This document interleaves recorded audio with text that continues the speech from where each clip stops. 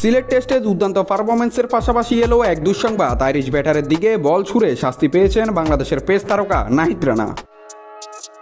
মাহমুদুল হাসান জয়ের সেঞ্চুরি এবং ক্যারিয়ার সেরা ইনিংসে দাপট দেখাচ্ছে বাংলাদেশ। মমিনুল হকও এগোচ্ছেন সেঞ্চুরির দিকে। অর্থাৎ সিলেটের দিনটা ছিল বাংলাদেশের, তবে শাস্তি পেল বাংলাদেশেরই নাহিদ রানা। মূলত আয়ারল্যান্ড ইনিংসের ২৭তম ওভারে ঘটে এক অনাকাঙ্ক্ষিত ঘটনা। বোলিংয়ের পর ফলশ্রুতিতে নাহিদ রানা বল ছুড়ে দেন ব্যাটার ক্যাট কারমাইকেলের দিকে। বল গিয়ে লাগে তার প্যাডে, অথচ ব্যাটার তখনও ছিলেন তার ক্রিজের ভেতর। আর এই ঘটনাকে আইসিসি দেখছে আচরণবিধির লঙ্ঘন হিসেবে। ২.৯ ধারা অনুযায়ী খেলোয়াড়দের দিকে বিপজ্জনক বা অনুপযুক্তভাবে বল ছুঁড়ে মারা শাস্তিযোগ্য অপরাধ। ফলে নাহিদ রানাকে তার ম্যাচ ফির ২৫% জরিমানা করা হয়েছে।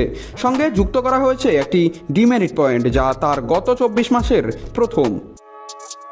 আইসিসি এলিট প্যানেলের ম্যাচ রেফারি অ্যান্ডি পাইক্রফট এর শাস্তি ঘোষণা করেন। নাহিদ অভিযোগ স্বীকার করেছেন, তাই কোনো শুনানির প্রয়োজন হয়নি। অনফিল্ড আম্পায়ার স্যাম নোবাস্কি ও আহসান রাজা, তৃতীয় আম্পায়ার রিচার্ড ইলিংওর্থ এবং চতুর্থ আম্পায়ার তানবির আহমেদ তার বিরুদ্ধে আনুষ্ঠানিকভাবে অভিযোগ দাখিল করেন।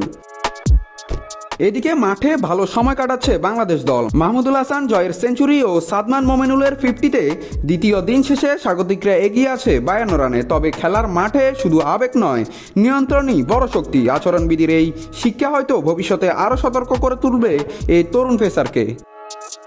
নাত রাহুল, নিউজ না স্পোর্টস।